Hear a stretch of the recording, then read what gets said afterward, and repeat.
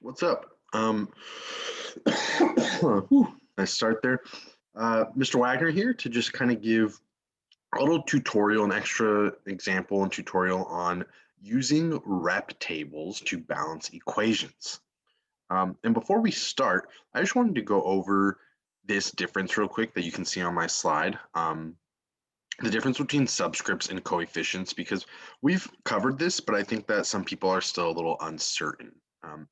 And so in the two examples here, you can see H2 as a subscript and 2H as a coefficient.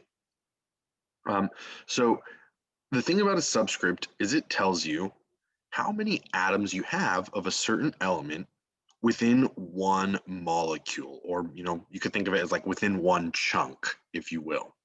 And so this tells us that we have two hydrogens together in a single chunk because it's a small two. That means that they are together. And that's what we see in the picture. Two hydrogen atoms bonded to make a molecule.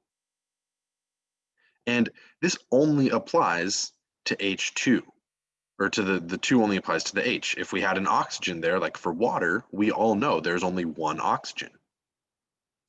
On the other hand, coefficients tell you how many there are of whatever atom or molecule comes after.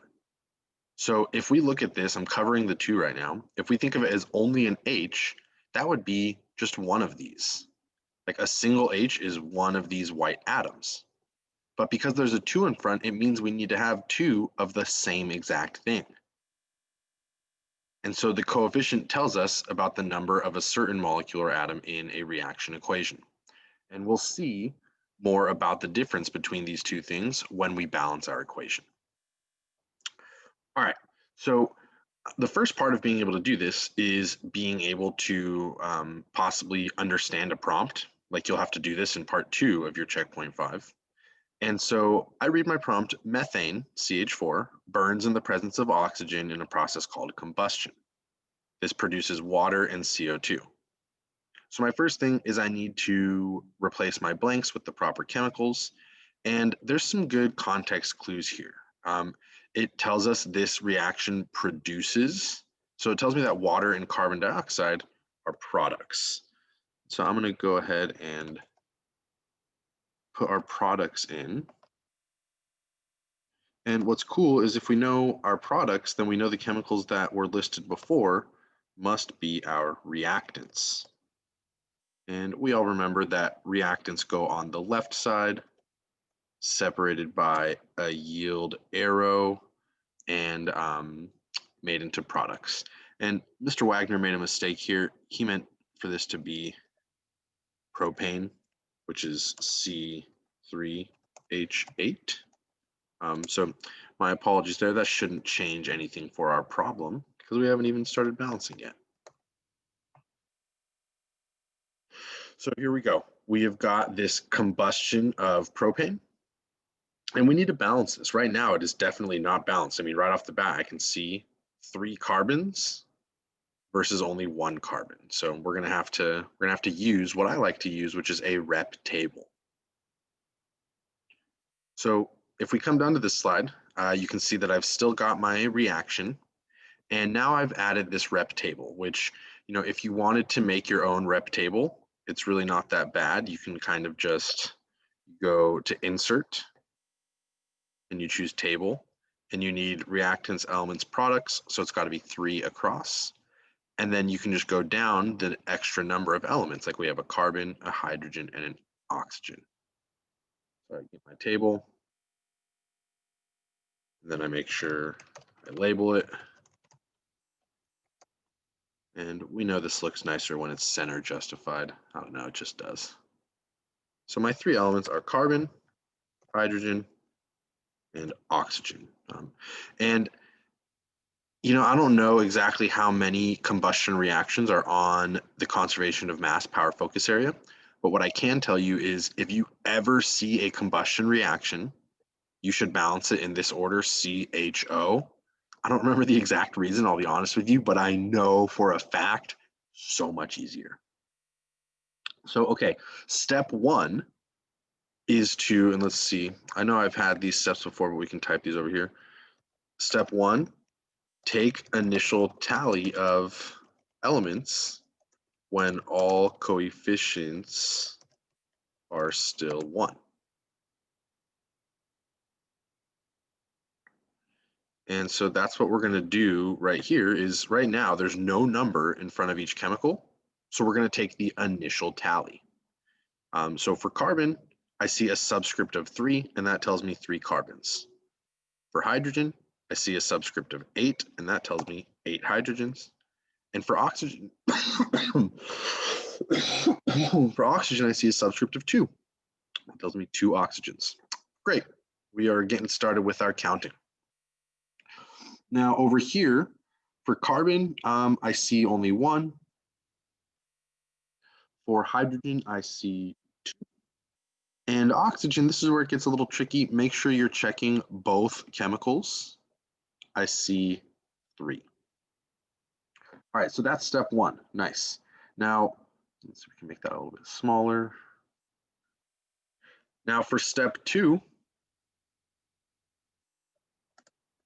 we need to begin balancing atoms. So you want to start on the side that has a lower number of atoms for a certain element. So like in this case for carbon, and we need to increase, if I can type, the coefficient to try and make the atoms equal or closer to equal, because it won't always work out on just the first step. Sometimes things get worse before they get better. All right, so if we're going to do this, carbon is lower in the products, and so we need to increase the coefficient here to try and make it closer. Well, if I have 1 carbon in carbon dioxide, I can do, and I'll do a different color so we're like highlighting our changes. I can do a 3, and that will be good because that crosses out my 1. And now I have 3. And that's cool, but before we move on, update all atoms that have been altered or have been affected. Shoot, I don't know if that's the right affected. Let's say changed. And what I mean by that is, remember that a coefficient applies to all elements in the molecule. So when we put this 3 in front, it also applies to the O2, which means we need to update our oxygen.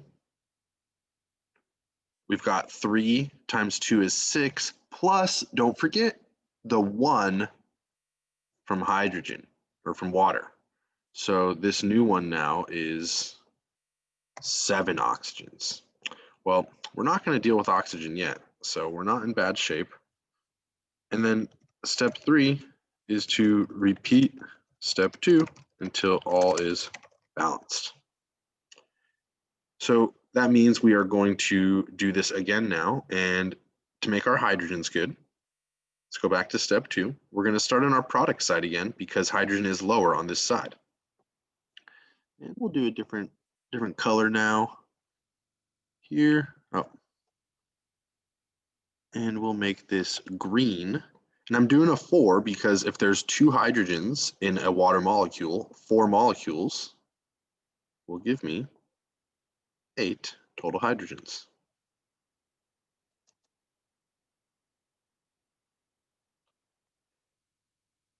So now our hydrogens are good as well.